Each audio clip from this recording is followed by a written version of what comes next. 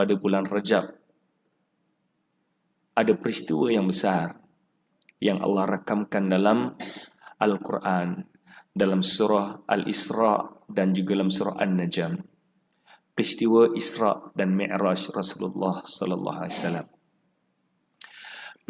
Peristiwa Isra-nya Rasulullah SAW Allah rakamkan dalam surah Al-Isra, di mana Allah mulakan dengan tasbih Subhanalladzi asra. Para ulama dalam menafsirkan surah ayat-ayat yang bermula dengan tasbih ini, ada beberapa ayat Al-Quran yang Allah mulakan dengan tasbih, antaranya surah Al-Isra. Kemudian Sabbih isma rabbikal a'la, sabbaha lillahi ma fis samawati wa ma fil ard. Dalam surah As-Saff. Dalam surah Al-Isra ini Allah mulakan juga dengan tasbih, di mana para ulama menyatakan bahawa mana-mana surah yang dimulakan dengan tasbih, ayat selepasnya itu membicarakan isu yang besar. So dalam peristiwa Isra dan Mi'raj ini, Allah mulakan dengan tasbih. Segala puji bagi Allah Subhanahu Taala, Allazi asra, yang telah memperjalankan hambanya, minal masjidil haram, daripada masjidil haram, ilal masjidil aqsa, ke masjidil aqsa, allazi barakna haulahu, yang kami muliakan sekitarnya, linuriyahu min ayatina, untuk kami pertontonkan, kami tunjukkan padanya ayatina, tanda-tanda kebesaran kami. Innahu was-sami'ul basir. Sungguhnya Allah Maha melihat lagi Maha mendengar.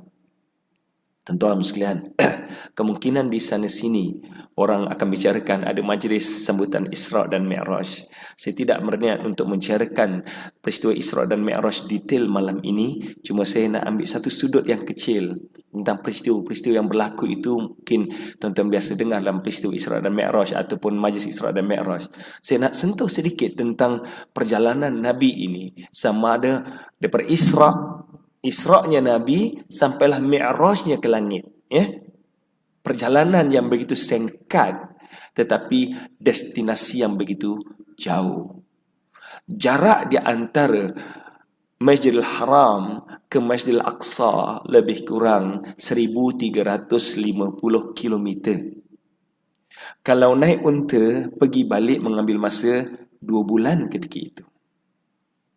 Sebab tu selepas peristiwa Isra dan Mi'raj ni, ada orang Islam yang murtad. Setuju dengan pendapat orang kafir Quraisy, confirm Muhammad gila. How could a person boleh pergi ke Masjid Al-Aqsa kemudian balik dalam satu malam? It is impossible, can be happen. Confirm Muhammad gila. Confirm Muhammad gila. Ini di antara hujah yang mereka sampaikan. Sebab secara zahir akal ketika itu, tuan-tuan, tidak mungkin berlaku. Kenderaan ketika itu mengambil masa 2 bulan pergi dan balik. Bagaimana Nabi Muhammad boleh mendakwa? Bagaimana Muhammad boleh mendakwa? Dia pergi masjid, tak payah bicarakan Mi'raj ke langit. Isra-nya sahaja tak mungkin akan dapat dilakukan oleh manusia biasa ketika itu, di zaman itu, sepantas itu. Namun demikian, as time goes on, dengan terciptanya kenderaan-kenderaan yang lebih sophisticated. Kalau dulu orang katakan Nabi Muhammad confirm gila, sekarang ni orang yang tak percaya perjalanan daripada Masjidil Haram ke Masjidil Aqsa balik semula dalam satu malam, dialah orang yang gila, tuan-tuan. Sebab kalau naik jet daripada Masjidil Haram ke Masjidil Aqsa hanya mengambil masa 1 jam, suku saja. Pergi dan balik hanya mengambil masa 2 jam setengah. Itu kalau naik jet. Dan jet, kelajuan jet lebih kurang. Kalau kita naik Boeing 747, kelajuan Boeing 747 940 km sejam sahaja. Jet yang paling laju, jet pintas, jet tentera 1300 km sejam.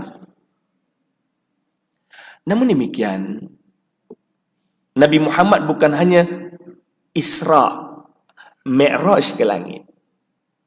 Dan melalui peringkat-peringkat langit sampai langit yang ketujuh. Dalam ayat Al-Quran, dalam surah Tabarak, Al-Mulk, kita baca Allah SWT yang menciptakan sab'a samawatin tibaqa. Dialah Allah SWT yang menciptakan langit, 7 peringkat langit. Untuk makluman tuan-tuan, dengan alat yang sophisticated, sehingga sekarang teleskop yang paling canggih yang dicipta oleh manusia diberi nama EHT, Event Horizon Telescope. Kemampuan EHT, kalau tuan-tuan berada di New York, tuan-tuan boleh baca surat khabar yang ada di Paris dengan menggunakan teleskop ini. Orang bentangkan surat khabar di Paris, tuan-tuan di New York boleh baca surat khabar dengan gunakan teleskop ini. Ataupun bola golf yang kecil sedikit daripada sini ni, bentuk ni, saiz ni, diletakkan di bulan. Kita boleh nampak bola golf yang ada di bulan guna EHT ini. Namun demikian, dengan kecanggihan dan kuasa yang ada pada EHT, para ahli astronomi masih belum lagi menjangkau di manakah langit yang kedua. Usah bicarakan Sidratul Muntaha. Langit yang kedua pun kita tak dapat nak jangkau lagi. Cuma satu sedikit yang saya sentuh sebelum kita melihat tajuk yang baru ni. Kenderaan yang Nabi tunggang sewaktu Isra dan Mi'raj, apa dia? Apa bang? Borak. Borak daripada perkataan barqon. Barqon dalam bahasa Arab maksudnya kilat. Kilat adalah cahaya. Cahaya bergerak 300,000 kilometer sesaat. Tuan-tuan sekalian, kalaulah ni ukur lilit bumi, ni ukur lilit bumi. Ukur lilit bumi hanya sejauh 47,000 kilometer sahaja. So dengan kelajuan cahaya boleh mengelilingi bumi 6 kali satu saat. 6 kali satu saat. 300,000 kilometer sesaat. Cuba tuan-tuan bayangkan. Dengan kelajuan ini, tuan-tuan boleh bayangkan berapa jauh Nabi boleh pergi dalam jangka masa 1 jam. That's why, kenapa walaupun dengan kecanggihan teleskop yang dapat dicipta oleh manusia, kita tidak dapat menjangkau lagi langit yang kedua, tapi peristiwa Isra dan Mi'raj, Nabi boleh menjangkau lebih pada itu. Apakah ada makhluk yang lebih laju? Apakah makhluk ciptaan Allah ada yang lebih laju daripada cahaya? Wallahu a'lam. Saya rasa ada. Siapakah dia? Allah alam. Mungkin malaikat lebih laju. Sebab cahaya, kita ada ultraviolet, kita ada cahaya biasa, kita ada infrared, kita ada ultraviolet dengan frekuensi yang berbeza. Malaikat yang berada di Sidratul Muntaha, bila Allah perintahkan turun ke dunia, serta-merta dia boleh turun. Berarti speed yang ada pada malaikat much faster than normal light. Berapakah speed dia? Wallahu a'lam. Could be as time goes on, kita akan dapat menjangkau kelajuan ini. Mungkin satu sudut saintifik yang kita boleh nilai di segi peristiwa Isra dan Mi'raj ini, bagi orang yang menafikan zaman Nabi Muhammad, nampak kebenaran penafian tersebut, sebab mustahil manusia dapat pergi ke sana, pergi dan balik dalam masa 1 malam. Tetapi orang yang menafikan di zaman ini, orang inilah orang yang tak boleh diterima penafiannya. Sebab dengan jet pun kita boleh pergi dalam masa hanya tak sampai 3 jam. Tapi dengan manusia dapat menilai, mengukur kelajuan cahaya, berarti ada makhluk yang boleh pergi ke sana dalam jangka waktu yang begitu singkat.